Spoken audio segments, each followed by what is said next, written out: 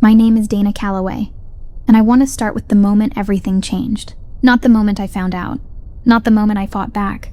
The moment I decided not to say a single word. It was a Tuesday night in late October. The kind of cold that settles into your bones before you even step outside.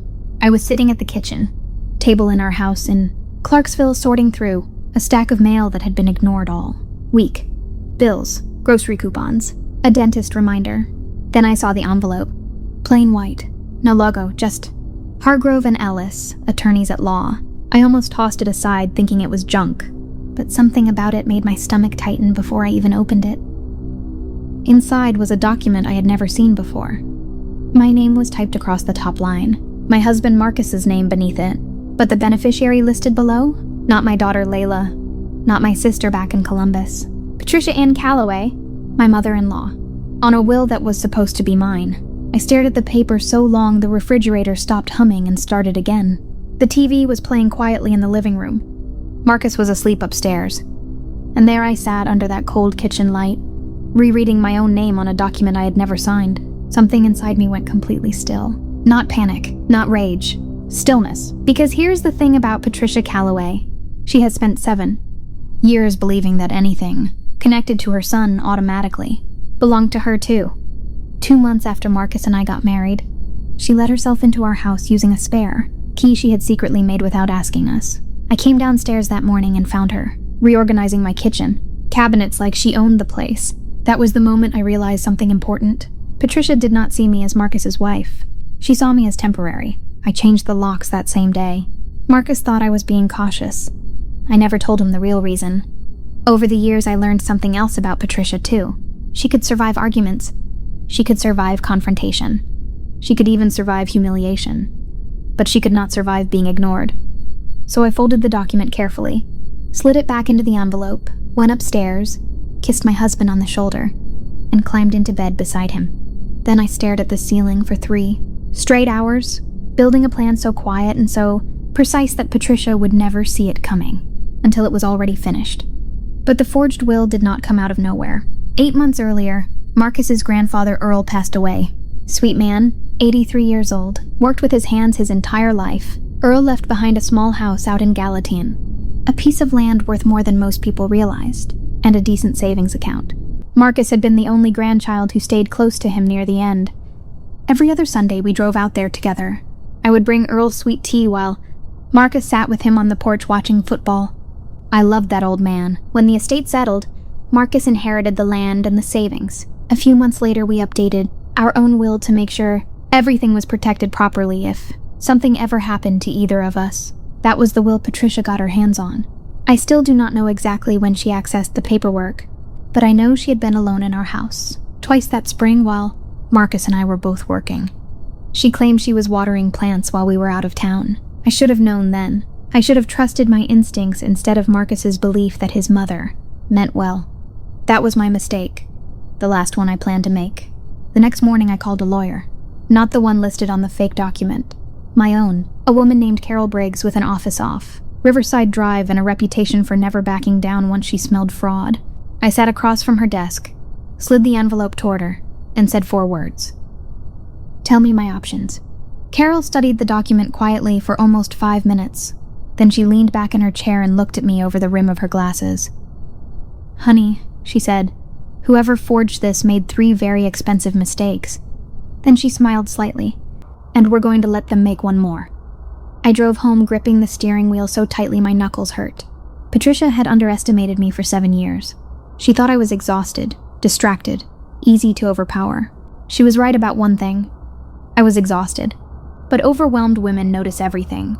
Carol gave me one instruction that turned out to be the hardest part of all. Do nothing. Do not confront Patricia. Do not warn Marcus. Do not change your behavior. Smile at Sunday dinner. Pass the potatoes. Laugh at her stories. Act completely normal. Because the second Patricia realized we knew, she would panic and start covering her tracks. So for 6 weeks, I became the perfect daughter-in-law. I called Patricia on Wednesdays just to check in. I brought her leftover pie after Thanksgiving. I sat at her dining room table drinking burnt coffee, while she complained about her neighbors' Christmas decorations, and every single time she looked at me, I could see it sitting there behind her smile. Confidence. She thought she had already won. What she did not know was that Carol was quietly building a case so airtight it barely needed a courtroom. The signatures were forged. The notary stamp belonged to no licensed notary in the county, and the date on the document placed its creation during a week. Marcus and I had both been in Florida for his work conference, meaning neither of us could possibly have signed anything. Patricia had been sloppy because she believed nobody would ever question her. Then Carol uncovered something even worse. Security footage. Our neighbor across the street had a doorbell camera that caught Patricia entering our house, carrying a file box on a day she swore she had never been there. That was the moment the situation stopped being family drama and started becoming possible criminal fraud. The Friday before Christmas, Carol officially filed everything. By Monday morning, the forged will had been flagged with the county. The fake notary had triggered a formal complaint, and a certified legal notice was already on its way to Patricia's front door. I know exactly when she opened it, because Marcus called me at 11:47 that morning from outside his mother's house, his voice so flat it barely sounded human. "Dana," he said slowly, "why is there a fraud complaint against my mother?" I closed my laptop at work and stared out the window for several seconds before answering. "Come home," I told him quietly, "and I'll show you everything." That conversation almost broke my heart. Marcus sat across from me at the same kitchen table where I had found the envelope weeks earlier. At first he looked at me like he wanted this to be some giant misunderstanding. Then I slid the evidence across the table. The forged signatures, the fake notary, the camera footage. I watched his entire face change. The disbelief disappeared first. Then came anger. Not at me, at her. Marcus pushed his chair back so hard it slammed against the wall. For the first time in 7 years, I watched him see his mother clearly. Not as difficult, not as overprotective, but dangerous. He kept rubbing both hands over his face, saying the same thing over and over. I should have seen it. I should have seen it. Then he looked at me with tears sitting in his eyes and said something I will never forget. She was willing to steal from my daughter. Not from him. From Layla. That was the moment something inside him finally snapped. He drove to Patricia's house alone. I still do not know every word that was said during that conversation, but I know the neighbors heard shouting. And I know Patricia tried lying until Marcus mentioned the camera footage. After that, apparently, she stopped denying everything and started crying instead. Marcus came home almost 2 hours later looking 10 years older. He sat beside me on the couch in complete silence for a while, before finally taking my hand. "I'm sorry," he whispered. "I should have protected you from this." I told him the truth.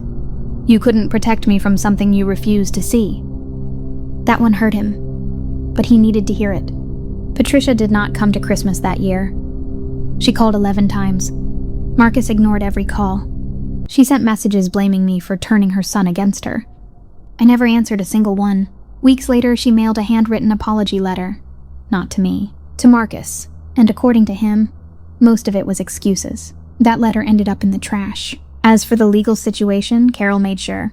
Patricia understood exactly how close she had come to criminal charges. In the end, Marcus asked me not to push for prosecution. If Patricia agreed to surrender every fraudulent document and stay completely out of our financial affairs permanently, I agreed for one reason only. Layla. I did not want my daughter growing up in the middle of a courtroom, war between family members. But Patricia lost something much bigger than money. She lost access. Marcus stopped handing her spare keys, stopped sharing financial information, stopped defending her behavior.